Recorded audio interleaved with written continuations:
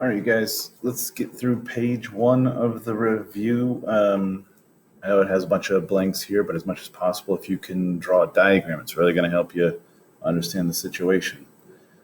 Segment addition postulate. If I have a segment, whatever we want to call it, if I put a point somewhere in between A and B, not necessarily in the middle, the segment addition postulate says if I take one piece plus the other small piece, that it has to equal the whole thing. Because remember, postulate, some idea that nobody's ever going to ask you to prove because it's supposed to be pretty simple.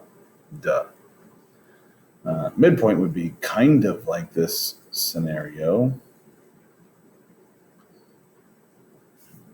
except if we have any segment, if we put a point directly in the middle, then these two segments will have to be equal. Those marks mean congruent.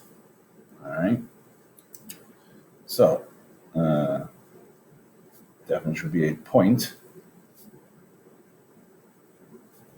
that bisects a segment. Bisect meaning cut in half. Bisect down here, let's go ahead and put to cut in half. And try and remember, if you cut anything in half, you're going to have two equal pieces when you're done. So, angle addition postulate. If I had an angle, we'll call this F, G, H. And if I were to take another ray and cut it into two pieces, not necessarily equal, not necessarily bisecting, but now there's three angles here. The angle addition postulate would say that angle FGJ plus the other small angle, angle JGH, that would have to equal the big angle, angle FGH. So small plus small has to equal the whole thing. Supplementary angles. Two angles whose sum is 180 degrees. Complementary. Same idea, two angles. This little quotation means the same word as above, means like a ditto mark. Two angles whose sum is 90 degrees. So vertical angles, or the vertical angle theorem also says if we have two intersecting lines, then the angles across from each other, like angles 1 and 2, right? Angles across from each other, and the theorem part of it says that those angles, angle 1 will be congruent to angle 2 always. Angle 3 and 4, which are across from each other, angle 3 would be congruent to angle 4. Adjacent angles to non-overlapping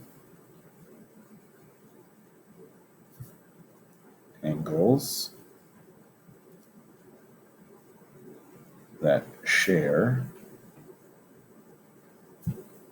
a vertex and ray. So if I have one angle here, I need another angle that shares this vertex and one of the rays. So if I choose the ray on the right, now I have two angles that are adjacent. Linear pairs, when I have a straight line that's been divided into a pair of angles. The linear pair theorem says that angle 1 plus angle 2, that's supposed to be a plus sign, will always equal 180 degrees. That's what the theorem says. All right, the distance formula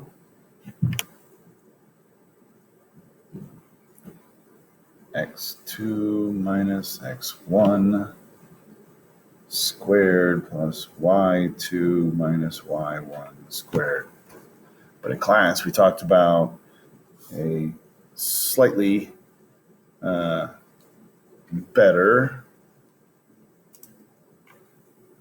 situation, which was the Pythagorean theorem. A squared plus b squared equals c squared, which if you create a right triangle,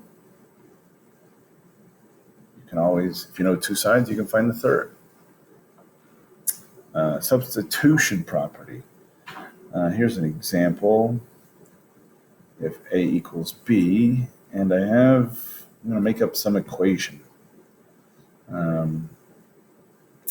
A plus x equals 7. Substitution property says that since a and b are the same, I can take a out, put b in there, then b plus x would have to equal 7. Substitution, remember, we're replacing. Reflexive property, we use that anytime we have something equal to itself. Definition of a right angle. An angle equal to 90 degrees. The transitive property is a linking idea. Whenever I think of transitive, I try and remember it like a train.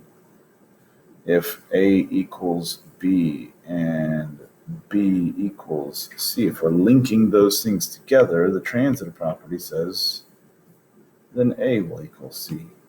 We can take that middle car of the train out of there and just keep the engine and the caboose. Distributive property says if I have something on the outside of a set of parentheses, then we can multiply that item times everything in those parentheses.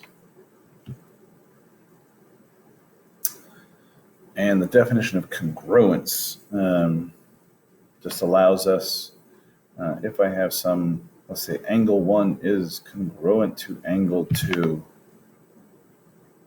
then their measures must be equal. We can switch in between saying two objects are the same to saying that their values, their measures are the same. And that is page 1.